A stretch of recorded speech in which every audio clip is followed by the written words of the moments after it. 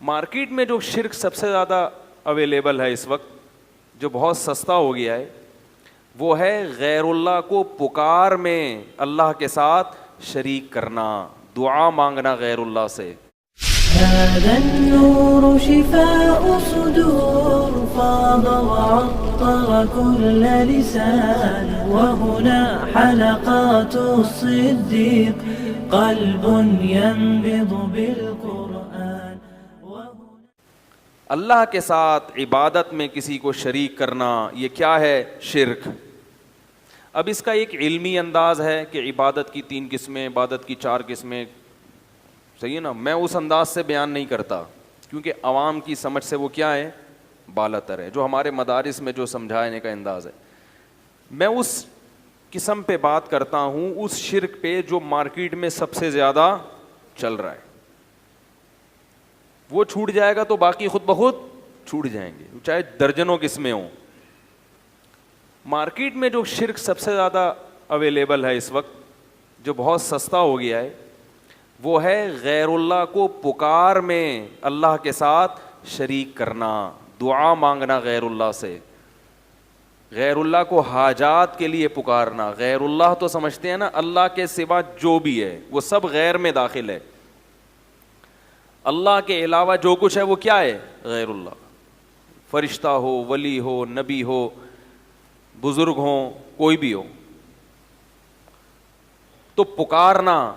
اب یہ جو پکارنے کا لفظ جب ہم استعمال کرتے ہیں کہ اللہ کے علاوہ کسی اور کو پکارنا شرک ہے, پہلے تو اس کی دلیل کیا ہے؟ قرآن کی آیت ہے, لا تدعو مع اللہ احدا. ایک جگہ فرمایا الہا آخر, اللہ کے سوا کسی دوسرے معبود کو مت پکارو. اس پہ تو لوگ تعویل کر سکتے ہیں کہ ہم جس کو پکارتے ہیں وہ معبود نہیں ہے, ہم تو نبی کو پکار رہے ہیں, ہم تو کسی جن کو پکار رہے ہیں. تو اصل میں بتانا یہ مقصد ہے کہ جس کو پکار رہے ہو نا, تم نے اس کو معبود بنا لیا, لہذا اس پر اللہ معبود کا لفظ خود صادق کر رہے ہیں. بات آ رہی ہے سمجھ میں؟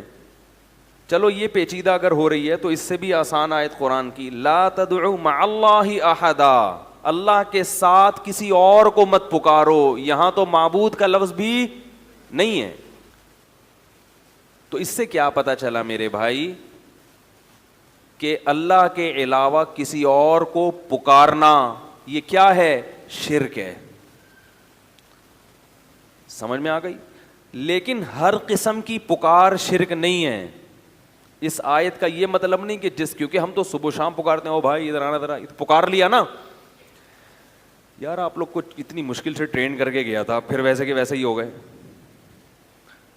بھائی دیکھو آپ بلاتے ہیں, او بھائی ادھر آ, یہ بھی تو پکارا نا.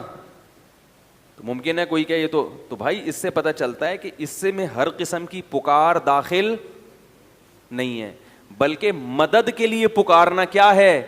شرک ہے. مدد کے لیے پکارنا کیا ہے؟ شرک. اب پھر ایک سوال پیدا ہوگا کہ بھائی مدد کے لیے بھی ہم دن اور رات پکارتے ہیں, بھائی میری مدد کرو یار, ہیں بھائی کہتے ہیں نا, یار میری مدد کرو یار, پیسے نہیں ہیں میرے پاس, بچہ بیمار ہے گھر میں, بیگم بھاگ گئی. لوگ مختلف قسم کے مسائل ہیں لوگوں کے ساتھ, ٹھیک تو مدد کرو میری. مجھے تو دن رات فون آتے ہیں لوگوں کے, یہ ہو گیا, یہ مدد. میں کہتا ہوں بھائی میں کیا کر سکتا ہوں یار. تو مدد کے لیے پکارنا یہ بہت اہم چیز ہے کہ کس قسم کی. عمومی مدد کے لیے پکارنا شرک نہیں ہے. ایسا نہیں کہ جو بھی جس کو مدد کے لیے پکارے گا وہ کافر ہو جائے گا. ایسے تو ہم ہیلپ لائن کا مطلب ہی مدد, ہیلپ کا مطلب کیا ہے؟ مدد کریں. ہیلپ لائن پہ فون کریں آپ تو مدد ہی کے لیے وہ نمبر دیا گیا ہے. تو پتہ یہ چلا کہ بھائی ہر قسم کی پکار بھی شرک نہیں ہے, اور ہر قسم کی مدد کے لیے پکارنا بھی شرک نہیں ہے. تو ایسی پکار, پھر کون سی پکار شرک ہے؟ تو جب بھی کوئی کہا کرے نا آپ سے کوئی بھی کہ غیر اللہ کو پکارنا شرک نہیں ہے, تو اس سے پوچھا کرو پھر کون سی پکار شرک ہے کون سی نہیں. قرآن کی آیت کا آپ ہمیں مطلب بتا دو تو ہم اپنا والا مطلب چھوڑ دیں گے, آپ کا والا مطلب لے لیں گے. لیکن نہ تو آپ اس آیت کا کوئی مطلب ہمیں بتاتے ہو اور نہ پھر اس مطلب کو مانتے ہو جو ہم بیان کر رہے ہیں. تو پھر اس آیت کا تو یہ تو لغو ہو گئی نا, اس کا تو کوئی مفہوم بنا ہی نہیں بھائی. کیا خیال ہے؟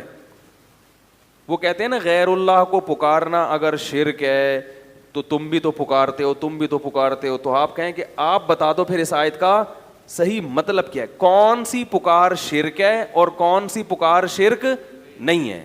ہم ایک مطلب بیان کر رہے ہیں جو قرآن و حدیث سے ثابت ہے. اگر آپ کو وہ سمجھ میں نہیں آتا تو پھر آپ بتا دیں. تو نہ آپ بتا رہے ہیں نہ ہمیں بتانے دے رہے ہیں. پھر اس آیت کی تو اس کا مطلب ہے 1400 سال میں کوئی تشریح ہوئی نہیں. یہ مطلب کیا ہوا پھر اس کا؟ تو آپ اگر نہیں بتاتے تو پھر ہم بتاتے ہیں. وہ یہ ہے کہ مدد کے لیے پکارنے کی دو قسمیں ہیں, ایک حرام اور ایک جائز, ایک شرک اور ایک شرک نہیں ہے. دو قسمیں. ایک مدد وہ ہوتی ہے جو کسی لاجک کے تحت آپ کی مدد کرے گا, جس کو آپ بلا رہے ہیں مدد کے لیے. جیسے میں آپ سے مدد مانگتا ہوں ڈوبتا ہوا, میں ڈوب رہا ہوں, اللہ نہ کرے سمندر میں ڈوب رہا ہوں, آپ ساحل پہ کھڑے ہیں, میں کہتا ہوں پلیز ہیلپ می, مدد کرو میری. کیا مطلب؟ فون کرو حکومت کو, جو غوطہ خور ہیں ان کو جا کے بتاؤ, ہیں بھائی, یہی ہوگا نا.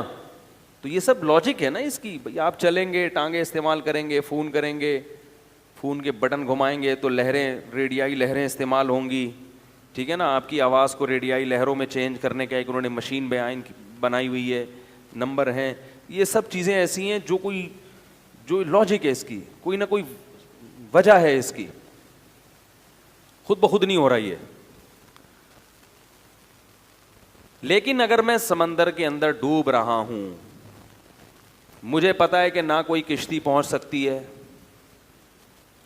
نہ ساحل تک میری آواز پہنچ سکتی ہے, کوئی بھی اس وقت کسی بھی لحاظ سے اسباب کی دنیا میں میری مدد نہیں کر سکتا, کیونکہ سمندر کے بیچ میں اکیلا ہوں, کشتی الٹ گئی ہے, نہ میرا موبائل کام کر رہا ہے یا موبائل پانی میں ڈوب گیا ہے. ایسے موقع پہ اگر میں کسی کو پکاروں گا تو اس پکار پہ لبیک کہنے کی کوئی سائنٹیفک لاجک, کوئی سائنسدان اس کو تسلیم نہیں کرے گا. کوئی سائنسدان یا کوئی عقل مند آدمی نہیں کہہ سکتا کہ بھائی اس وقت کوئی کہہ رہا ہے, نہ کوئی اتنی دور تو انسان کی آواز نہیں پہنچ سکتی, ٹھیک ہے نا. اور ایسے موقع پہ کوئی آپ کی آواز سن ہی نہیں سکتا, کیونکہ انسان کی سماعت بھی ایک حد تک ہے, اس سے زیادہ انسان سننے کی صلاحیت بولو بھائی نہیں رکھتا.